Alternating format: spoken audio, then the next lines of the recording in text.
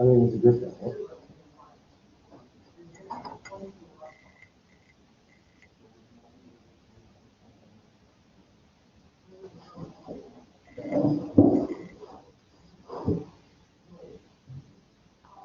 And the thing we got to, the first thing that we have to do, all right, so let me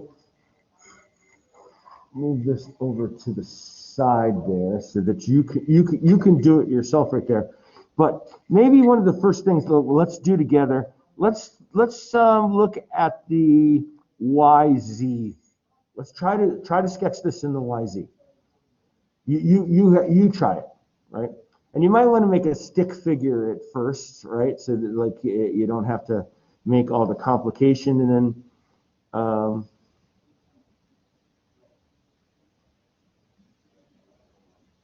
yeah, I just tried to came up with something weird, like a weird looking.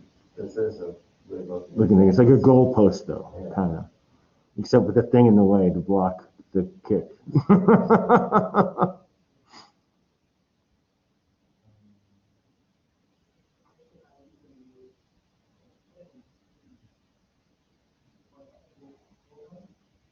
I like to leave nasty comments on Chegg. This is wrong. I like to heckle the people that and you know, said thanks for posting a wrong solution. It'll make finding cheaters easier.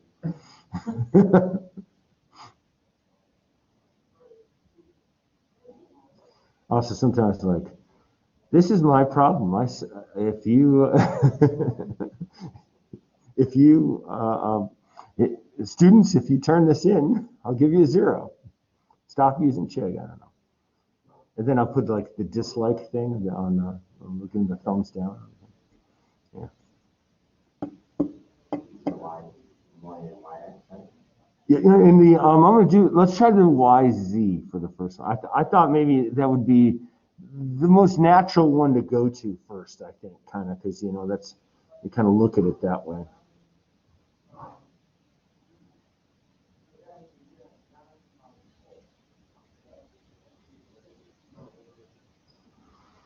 Now try to put the label the forces on it too. Right, we're gonna draw the thing and then label the forces. That's our first mission. Truth be told, I'm kind of leading you down the wrong direction now that I just thought about it, because we don't actually need that moment. We don't need the moment about the x-axis, do we? Not if it's going to be for K. So sorry about that. But let's just for practice right here, all right? We could do it for both elements, right? So, you know, looking at the thing, we can kind of like see must looking like a goalpost thing, and it's got a thing in the center, and then it's got a thing coming down. And I do think there's something to making a neat drawing. So even though the stick figure will work, but I think everything's said and done, having the actual thickness of the thing will kind of pay off. How much is the force in the y direction on that middle? Yeah. This guy right here? Yeah. That's true. I can't. Oh, it's 5 kilonewtons. That's supposed to be a liter to right there.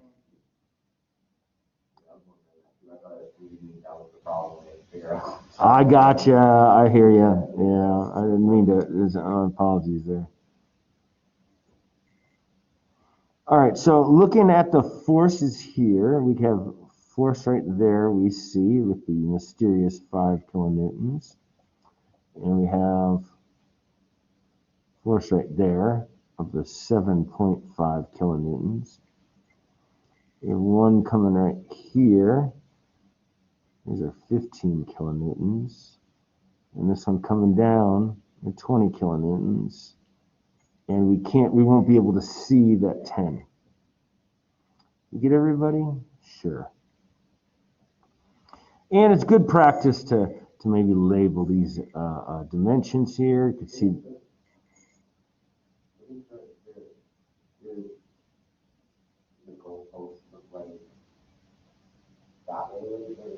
In YMZ though, when you only see one of the bigger ones, the back one, and then down. Well, the Z is in this direction right here, so we're going to do an eyeball from that direction. Is that what you're saying? Oh, I thought from, okay, okay, so the direction that should be facing you is the one that's not being used. Yes, I guess. I guess you would. Okay. I think if I understand what you're I saying. always thought it was from the two directions that you would see. So I thought that you would draw it from like the side profile of the Z. We would, yeah. If we were going to say, if I was going to say want that, I would call that the XY because we'll call it the plane, right? No, it's good if you don't. I appreciate you. It's good when we can get something like that straight. Yeah. So this is the FBD of the. This way, it's going to be the YZ plane, ZY plane, either way you want to call it. So you got 2 meters here. We're going to want that one. We're going to want to know this distance right here. It's 0.75. It's kind of awkward. This one's 2 meters. And I think, I need this guy right here too. 1.5.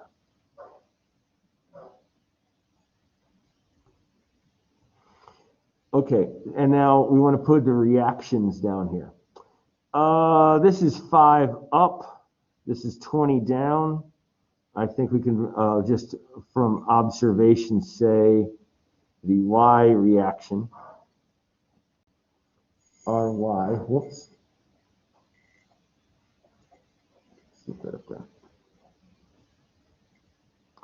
And this is 15 going that way, 7.5 going that way, but this one's more, so the reaction's going to be RZ coming that way. And then lastly, the all-important moment. And this guy's going to want to go clockwise. He's going to go counterclockwise. He wants to go counterclockwise, and he doesn't do nothing. So we don't quite know which way it's going to go. In that case, I always go counterclockwise by default. That's going to be the MX in this case. Sometimes I think I want to start doing this RX.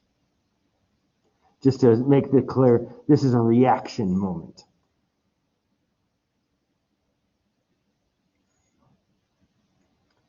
I think we have our FBD all set there. And we could find, we could do this also for H as well as K. So I just wanted to keep this thing as big as possible, so I'm going to try to cram this in here. We'll do the sum of the forces in the Y direction equals 0. We could do this in our head, but it's better to just go ahead and be meticulous here. So we'll put in, start with this RY going up. And we'll go minus, we'll make it go minus 20 here, right? And this is going to be a plus 5.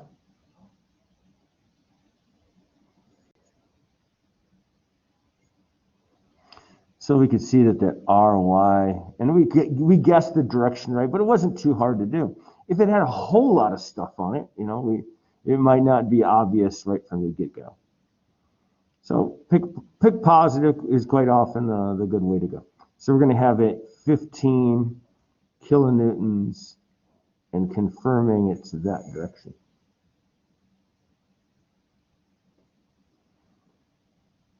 Summation of forces in the Z direction.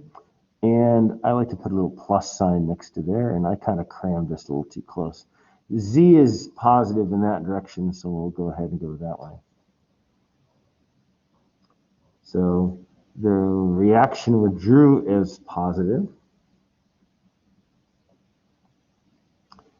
And we have a negative 15 here.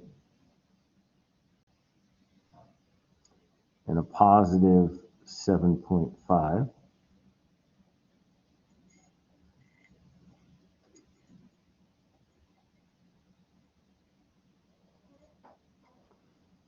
So we know that the RZ is 7.5 kilonewtons. Well, I drew this thing. I don't know why I drew that arrow that way. I wasn't thinking. I wasn't thinking of that one. That one goes that way. This one goes that way. Must have been thinking about something else. Going to the left because both of them are negative. Well, it's because, well, if I did the math out right here, I would end up finding that it was positive, and positive is that direction for Z in this plane. So I think that's what you asked. But, and now I can do the summation of moments. I'll do it, start over here so I get a little bit more. So I got the summation of moments about the x-axis, because that's the one coming out of the page.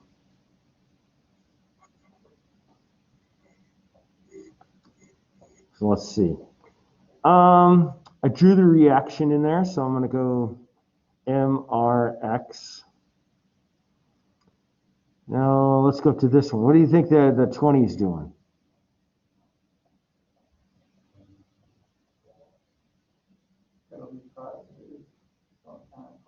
Yep, that's correct.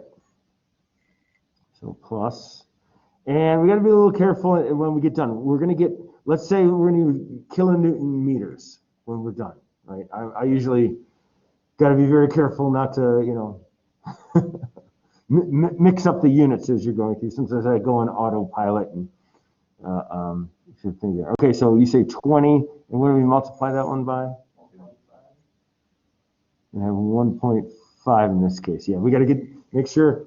This is a really good thing, right? Look at the line of action right here, right? The distance we want right here has to be perpendicular to it. Yep. But that's really common, right? So that's one of the most key things is to pick up on. Okay, let's do this 15. Positive or negative? And what's the distance?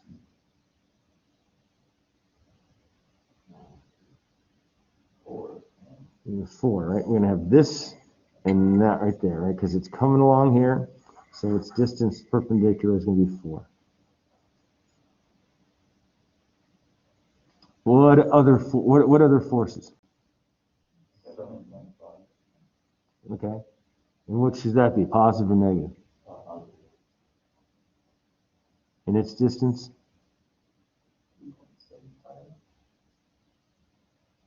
We're all in agreement?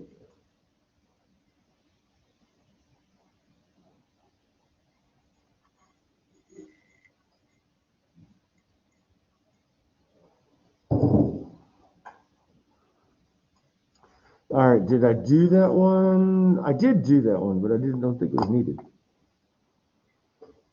All right, so I said that this MRX, if I go through the process of the thing, 9.375. Oh, I actually get a negative.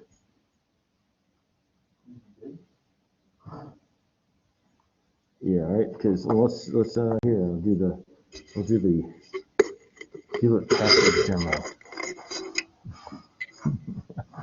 One of these days I'm going to get somebody to compare. So we say what, 20 times 1.5. I'm just going to leave them as positive, and then hopefully if I get a negative number, I know when it drops over to the other side it was the right one. That's usually my kind of approach to the thing, because I know it's going to jump over to the other side of the thing. So we got 15 times 4. So I got to subtract that out. So now it's negative 30. Now we got to see what that comes out to. 7.5 times 2.75. Oh, that's only 19.25. So I add that to there. Ooh, so it's, well, maybe I got the wrong number. Let me double check. I get things wrong all the time. Drives me nuts. 15 times 4. Boom. Subtract it out. And 7.5. Yeah, I think everything's at 7.5 times 2.75. There you go. All right. Yep. Negative 9.375. Oh, wait, it jumped over to the other side, and therefore it should be positive. Okay, my bad. I'm very confused myself. I'm supposed to fix the confusion and not add to it. So, I'm looking at the thing. Surprised. I must have made a mistake back when I wrote this down. Okay. Did I do everything right? I think so. Okay. Well, naughty me from whenever I did this. 2019. So those people are permanently scarred. Okay, so let's do one from the side. Let's do one from the other side. Let's do it for the one that would be affected by, and still we're a little too far away. Let's see. Try to get this. And we could just use more paper. Let's just use more paper. And do the XY plane. Right, so we're going to X, Y, FBD. So I want you to try to write the thing out. I should watch the clock as I go through this. So I get a good pace, so we can maximize our usefulness here together. I liked when the calculus people came in last week and just sat down for a while. It was pretty fun. They walked in and they're enjoying the show. They're like, I don't think we need to know this. Way harder. What is this? It doesn't look like calculus to me at all. The prime calculus. I say, whenever people ask me, like, what does mechanical engineering entail, I just tell them it's just every version of calculus you can think of, different types of it for every class. Every class gets to use a little bit of a little piece of every piece of math, yeah.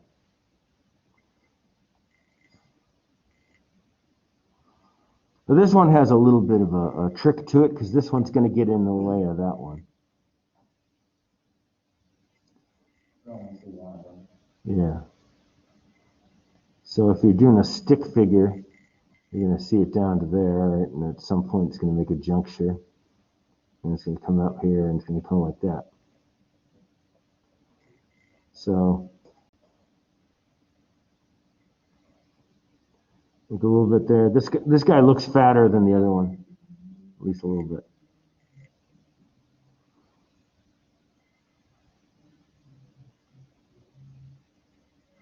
Something like that. It's like a little cactus.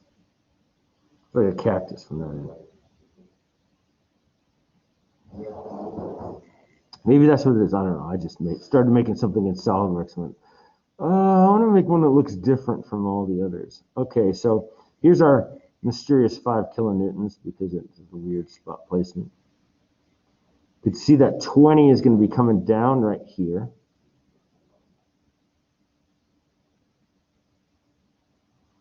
Can't see the 15, can't see the 7.5, but we can now see the 10, and even though it's on the back edge over there. And I forgot to write 10, that's what kilonewtons. Don't think anything else, right? Okay, so in terms of this guy this is going to be 2 again, 2 meters. This distance right here, 1 meter. And we don't really even need to know anything else, I don't think. Well, we need to know this height.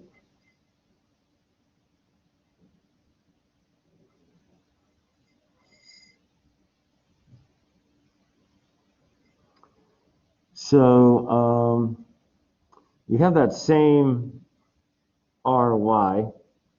We don't need to recalculate it. We solved it in the other view. But this, it looks like to me this RX is coming in this direction.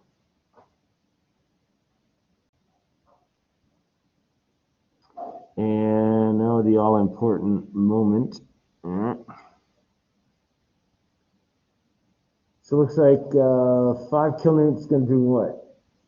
Clockwise, counterclockwise. Clockwise. 5 kilonewton? Yeah, that one's on counterclockwise. Oh, you're counterclockwise. Yeah, sorry, I was talking about the. I see what you mean. I got you. Okay. And the 10 kilonewton? Also counterclockwise. So this one will be clockwise. So we'll call it MRZ.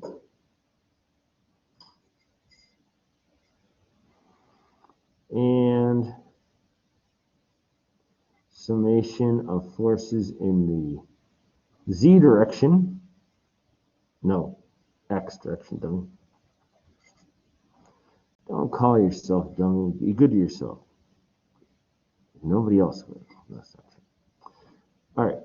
And that's pretty easy right there, right? Yeah.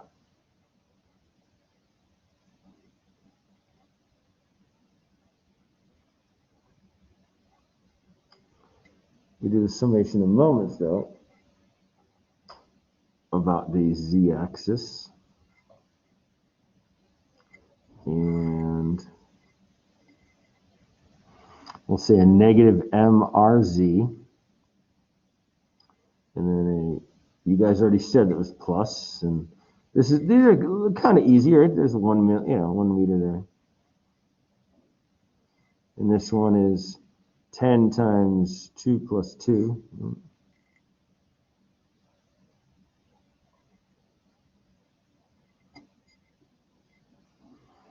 So you get the MRZ.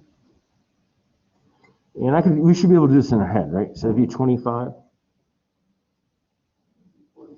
45? Yeah, you're right. 40, yeah. See, that's why do not do it in your head.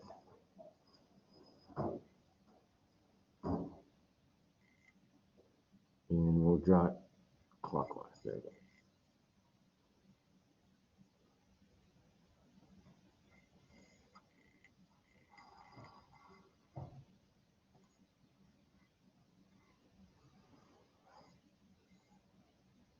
And then the last one to do is the top of this thing.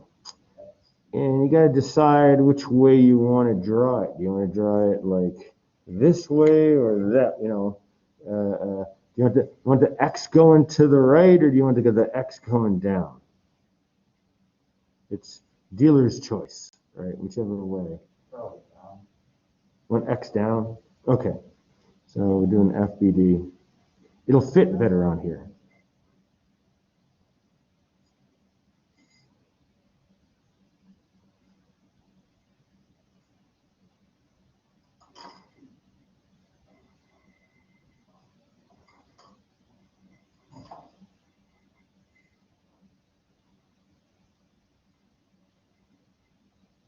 All right, something like that. You also might want to draw, the root of this thing, right? This guy.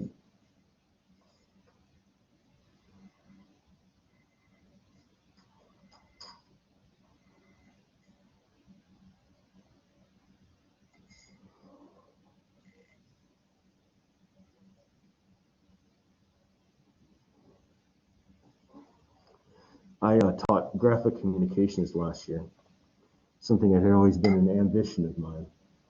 I don't ever want to do it again. But I did help to change the course a little bit, kind of update it some. I've been pushing hard to get some SolidWorks in that first year, because a lot of students actually use it in high school, and then they have to wait until their junior year to actually get it. Oh, good. Yeah, they were only using a little bit of it. I said I was pushing it several years ago. Like 4 weeks of SolidWorks. Yeah, I tried to get it to be. I tried to get it like 6 weeks. Yeah, I tried to get like. We might have actually had 7 weeks. Anyway, I tried to. Like 2 weeks of just the drawing, and then like 12 weeks of AutoCAD, and it was like 4 weeks of SolidWorks. Yeah. So I tried to get more. And I also tried to get sketching. I think there's like something to be done to be said about doing more hand sketching stuff, and then I also I had hand drawing and AutoCAD at the same time, and I reduced the amount of AutoCAD just repetitive stuff and the stupid Did you guys have to use the typed commands for things? I think so. I remember the most annoying thing that I hated was like you had to mess with the settings at Yeah. the beginning of every class. It's a waste of time. I stopped it. But anyway, I think the drawing, I emphasized for me is getting the visualization thing of going from 3 views and drawing a 3D thing, or going from 3D and drawing 3 views of the thing. And I think that's a really important skill. And if you happen to not be strong in it, I think it's something that's a good exercise to try to work through. But anyway, I'm pointing this out and saying that you know, if this was difficult, if you found anything difficult here, or if you're listening to the recording and you found it difficult, I really strongly encourage you to, you know, if you, and this is actually probably a good engineering or just life advice. If you notice you're not strong at something, don't avoid it. Go towards it, right? Try to identify, I'm not very good at this. Then seek out to try to get good at the thing. And you could even say in a limited way, if you don't like a particular thing, learn to like it. I know it's hard. Except for coding.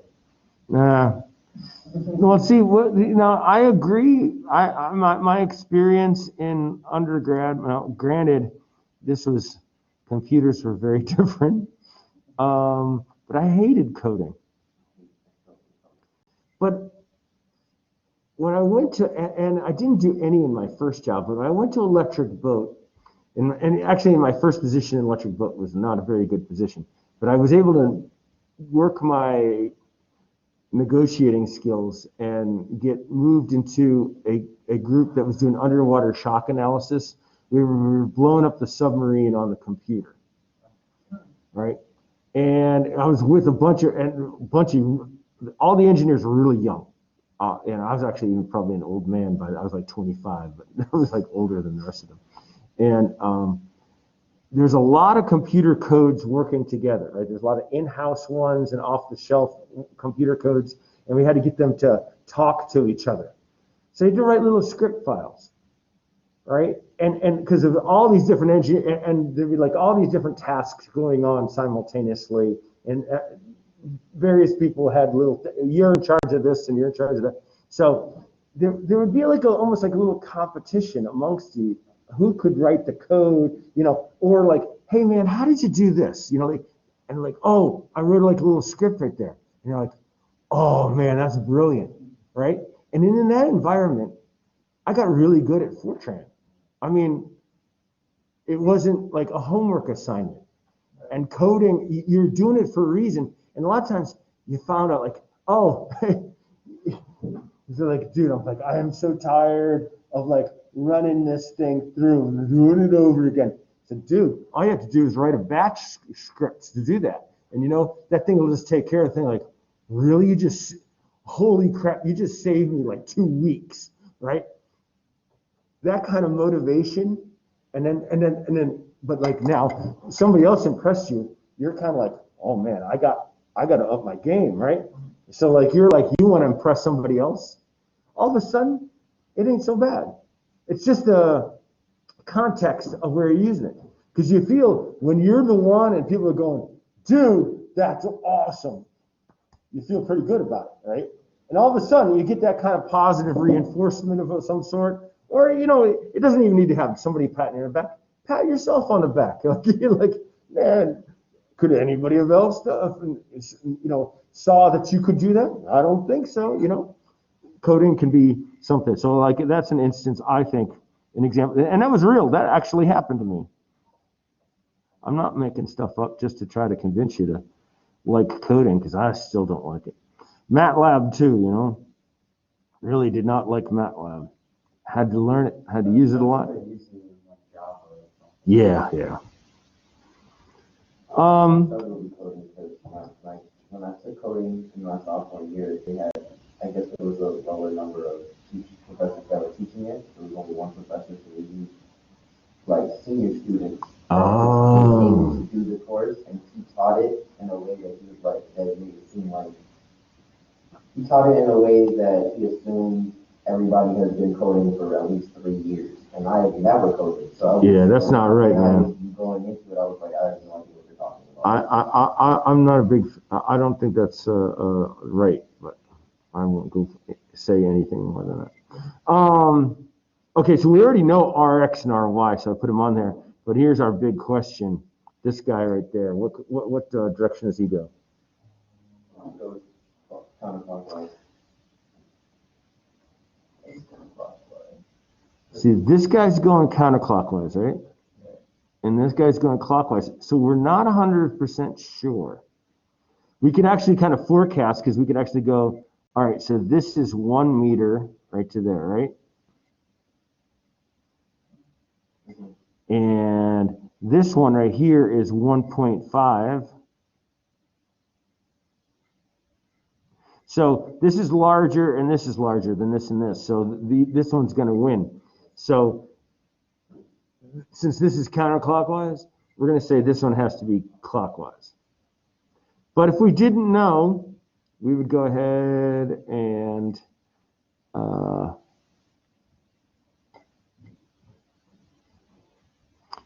guess in the positive direction, which would be counterclockwise. And this one's a special moment, right? Because what is he also?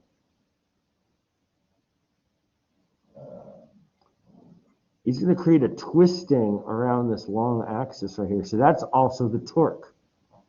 Might be you might not recognize it right away, but it's anytime that you can. Be on the lookout for one that's going to be around a long axis, and that's also equal to torque. So all we have to do here, let's see, do the sum of the moments about the, yep. And I'm going to go ahead and use him as a T. Like I said, this is counterclockwise, right? Times 1.5. And this is clockwise. Oops, sorry. Why is it not 3, like how we added up the 2% on the y-axis? This is a good question. Because we're taking it about this point right here. You gotta be extra careful that I made it clear. It was right down the center, right down there that we're doing about. So should be able to do this in my head, but I can't. Right? It's 15 minus 7.5.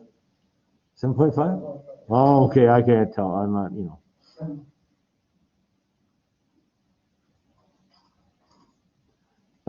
And we said it was this way.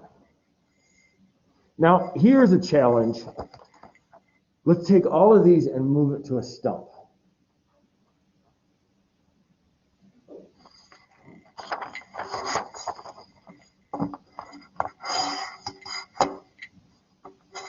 So the stump is going to look like this right here.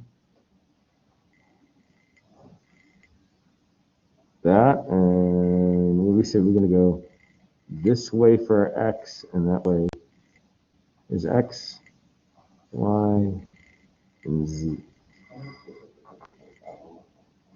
I couldn't quite hear you. Oh, yeah?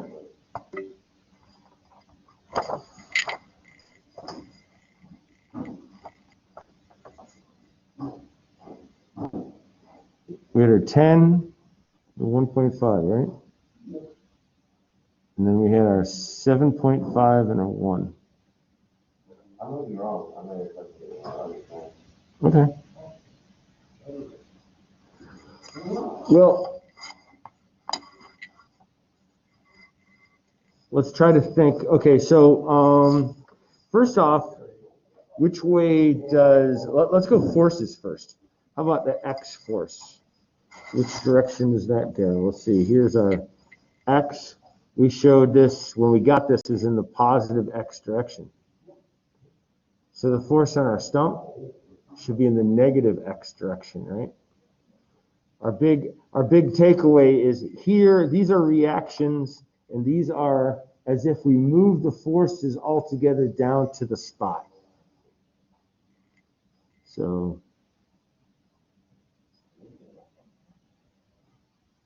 this is, So it's flipped when we move it. it's always flipped, yes. It's like an equal and opposite thing, because we cut the thing, you almost think like, well, I'll draw it this way.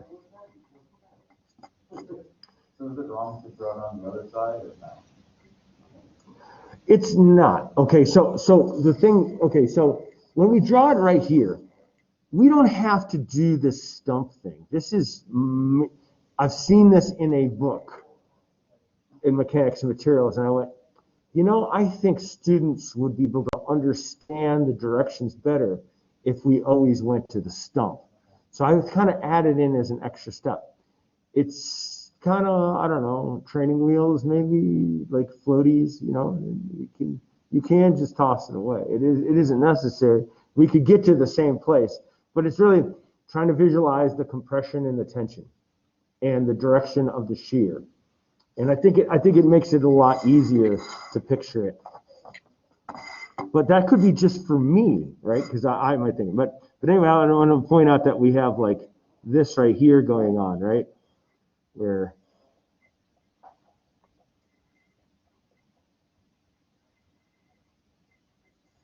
right? When we've cut the thing, so if this is the FBD up here, here's the stump down there, right? Everything's equal and opposite from each other. So that's why in the X direction, that's why we have this 10 kilonewtons coming this way. And then in the Z direction, you'll recall we had the Z was also in the positive Z. So now it's going to be in the negative Z right there. And that Z was 7.5 kilonewton. And then the Y result was upwards. So everybody's in the negative, very negative day.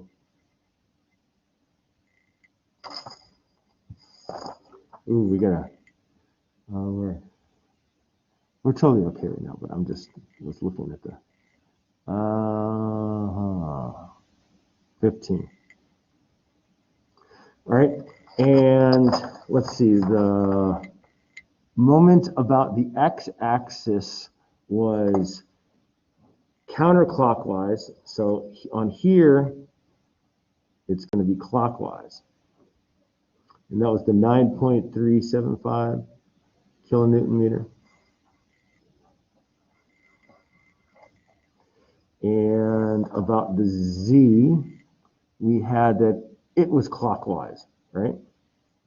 So here, it's going to be counterclockwise. So it's going to go that way.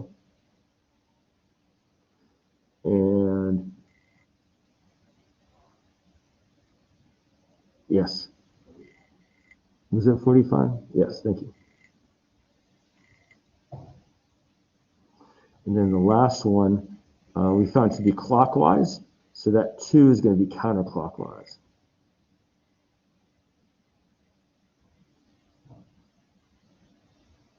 Oh, shit, I didn't write the number down. Thank you. All right, so here's the big question here. Going back to the original problem, we'll note that this K was right here. And then Drew, a great job from drawing him. And H was like right here.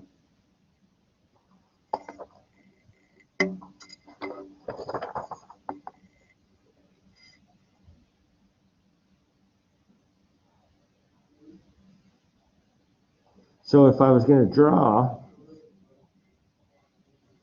even without knowing the values yet, let's take and call this one H. Remember that this, yeah. And so the H is going to be in the X, Y, and this was K, and he is going to be in the Y, Z.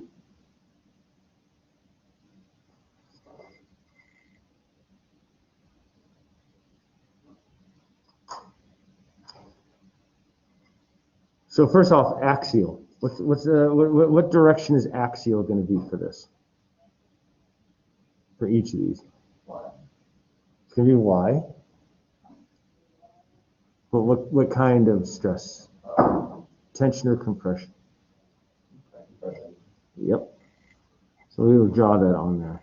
I'll just write here, axial.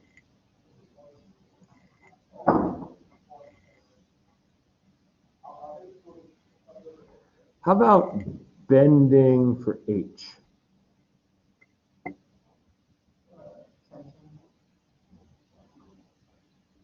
I hear tension. Everybody, what do you think? What do you guys think?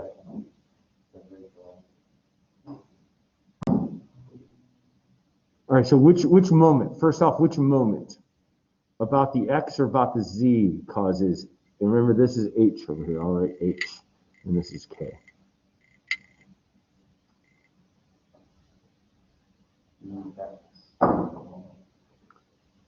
Do you agree?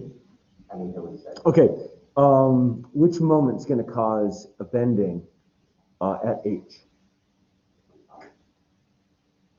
It's going to end up being this guy right here, all right? yeah. Because it's going to be pulling, right? So it's going onto that. And is that tension or compression?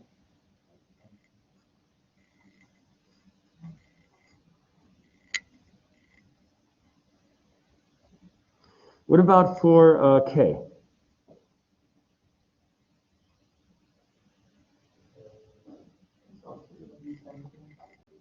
Yep.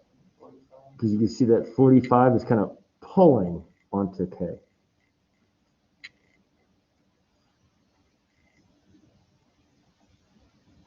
Now, let's look back though for a second at the FBDs instead, right? You know that, let's see, I get this right. H is right there and K is right there.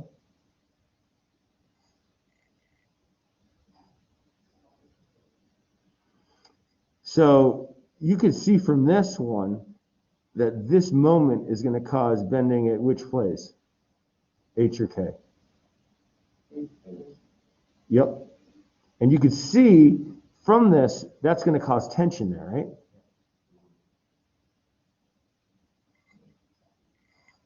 It's coming in this way around here, so it's pulling on there. So if you can see that, you don't need to do this, right? You can also see that this is causing compression on there.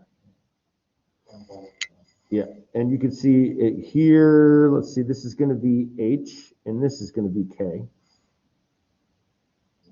And you can see this is going to cause tension right there, right? So you don't have to do it, but you could do it both ways, right? As a double check, as a sanity check. It's like, does it make sense in your approach to the thing? Okay, so like, how about this? What direction?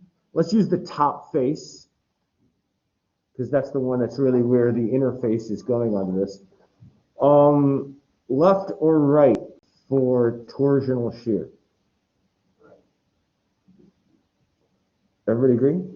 Because it's going across the face. And the same one for this too, right here. So I'll go torque.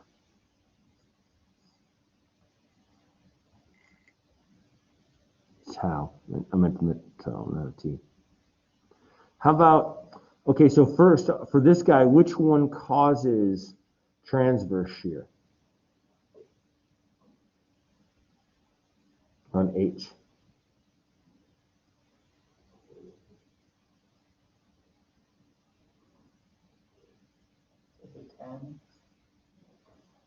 What do you guys think? I think it's Well, the 45 is a moment. Okay, so the transverse shear, remember, is the one where it's a force coming across. You have to pick a force, and it's going to be the 10. Remember, for the transverse shear, this is just a generic diagram, is something to the sides, right? There's nothing where the force passes through. So it's the 10 is the one that's going to cause something here at H, because it's over to the side of the thing. And you look at the direction of it. Left or right? Yep.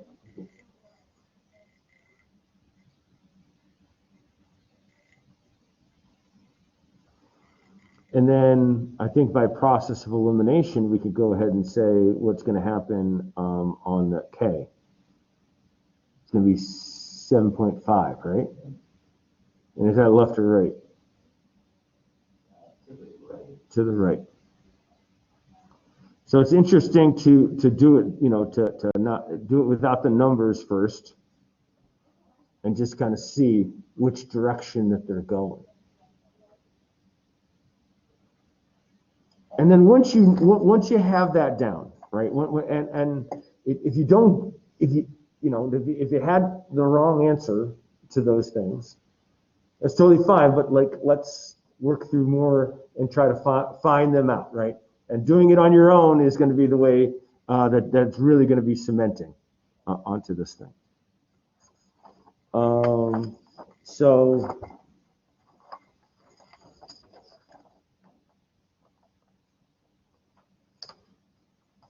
the area, well, I just turned the page in here. We're almost, yeah. The area, remember, okay, so this was a 0.2 or 200 millimeters, yeah, so pi over 4, 0.2 squared was our 3.142 e minus 2 meters squared. I pi over 64, 0.2 to the fourth, 7.854 e minus 5 meters fourth. J is just 2 times I for a circle. 1.51571 e minus 4 meters fourth.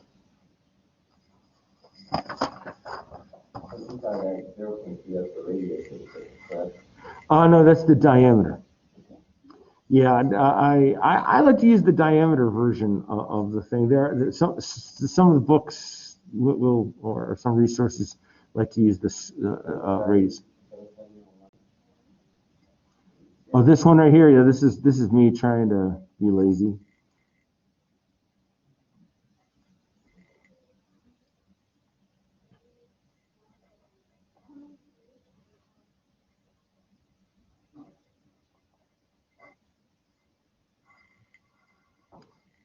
And then we go to stresses. And Dean, the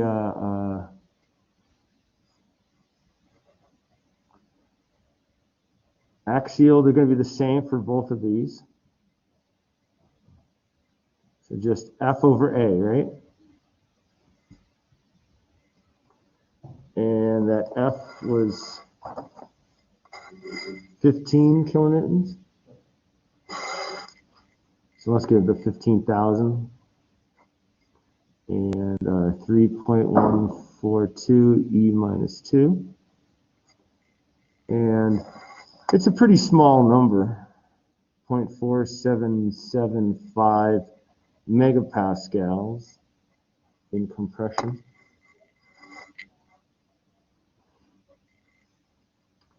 The bending. Now these are going to be specific to the other ones right here, so that we'll have the bending of H MC over I. And as we said before, H is going to be affected by the 9.375, right? Or 9,375. The C is going to be 1, that's going to be the radius, right? So 0.1.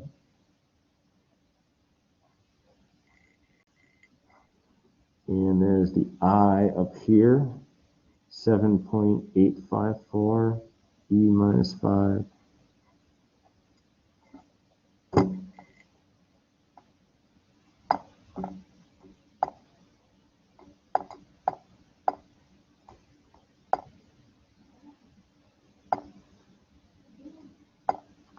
We might need to wrap it up here in a second because,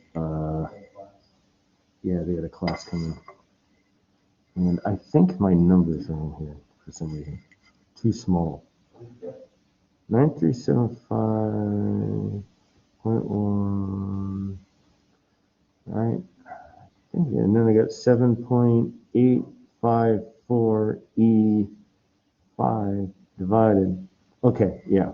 So it'd be 11.94 megapascals.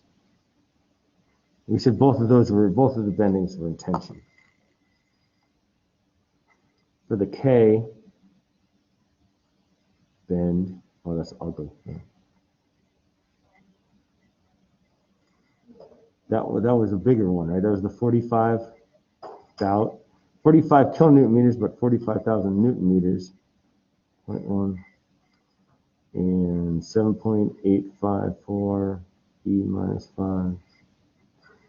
We get 57.30. All right, let me just show you the results here, and we'll wrap it up. Just because there's not a time buffer. There's like no buffer in between these two classes, so I don't want to take it all the way to the 2:15 mark. Did this help at all? Yeah. You get the cement and this stuff? All right. Yeah. If we'll knock all the rust off.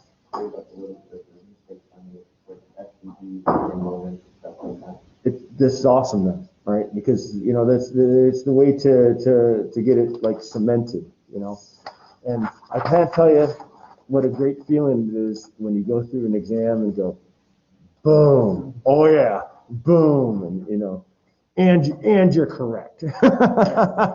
What a terrible feeling when you go, oh, I nailed that, and then you found it. Oh, I had a lot of confidence. I've been there. So nobody joined us. Oh, no.